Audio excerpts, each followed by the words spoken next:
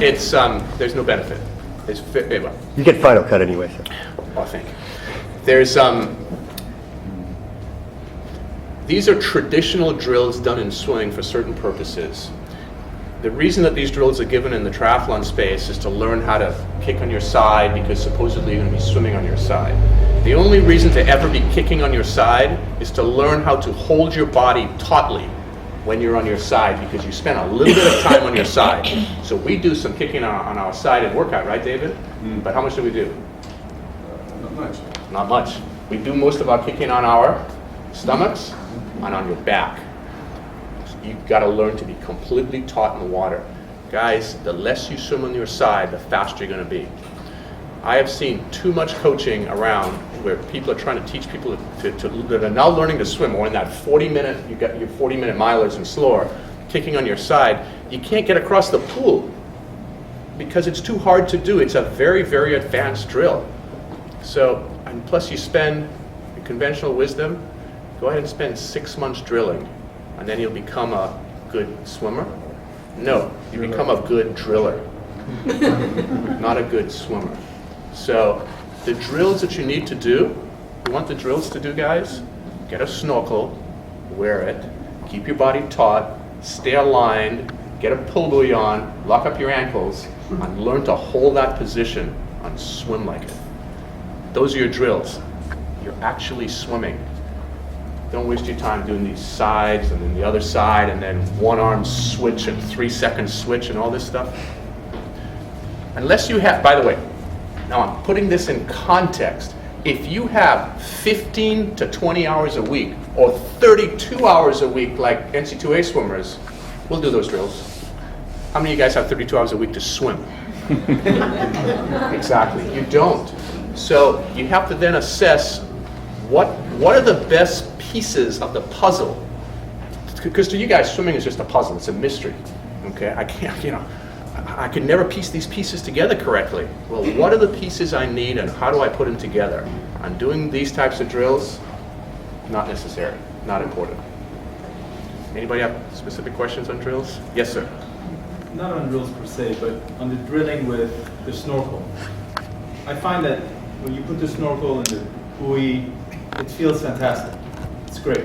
The second it comes off, all hell breaks loose. For me, I don't know about others. Is that just a matter of training and just the amount of time swimming, and they will at some point come together, or is there always going to be that? This is a great question, and it's one that I didn't plant. The reason we do it with the snorkel and the buoy and the ankle band is to start creating muscle memory imprints over and over and over. And then we take the equipment off, and we actually get a few strokes good. Yes. So not quite everything falls apart. We get a few good strokes and then we fall back. And then those few strokes good become 6 strokes good. And then they become 8 strokes good. And then 12 and 15 and 20. It just takes time. I know you don't want to hear this, guys. Are you ready for the number? It's going to take you 2 years to become an okay swimmer. Just an okay swimmer. What frequency? What frequency? Swimming 3 times a week. Here's the word underlined. Consistently. And out of those 3 times a week, 2 workouts need to be 75 to 90 minutes. Triathletes do not swim enough in general, and you don't train hard enough. Ouch, I know, it's hard. It's kind of right to the...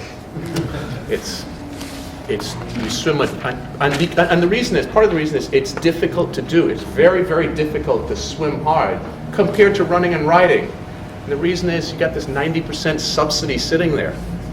You're already managed. You have to actually work a lot harder to swim hard. So, I have okay. a question. Yes. So no drills, no this, no that. So what do you put in that 70 to 90 minutes? You just swim? It's a wonderful question. No drills, no this, no that. What do you do in these 90 minutes? This is and it's on the list. It's on the training list. Workout length, how do you compose a workout? Which is, what do you do? So, here's the formula. A workout, let's take a 90-minute workout. if you're serious and you want to improve your swim, what was this talk? Improve your swim massively, right? You want to improve your swim massively, you need to have at least one 90-minute workout a week. And here's what your 90-minute workout's going to look like.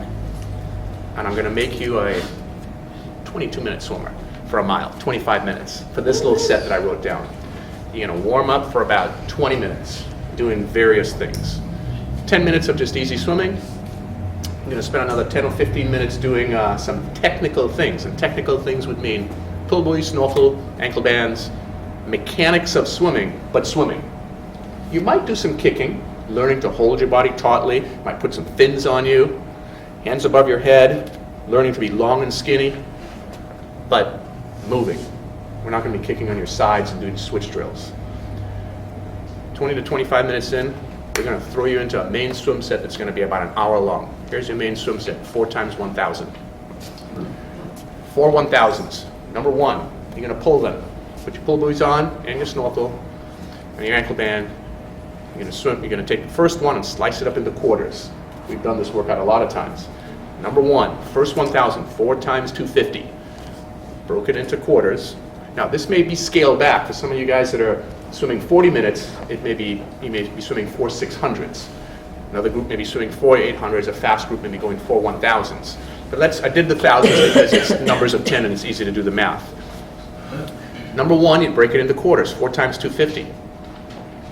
Take about a 20-second break between each one, and you're progressing output.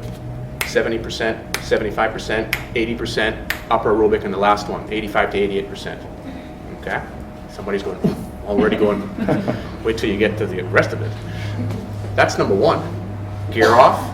Number two, 10 times 100. That's your second 1,000. On the fastest interval you can go on, that gives you 3 to 7 seconds rest. 85 to 88% heart rate the whole way. It's an interval that's miserable. I call it the shit and go interval. You come in, you touch the wall, you look at the clock, and you go, oh shit, I gotta go. And you're off. Move on.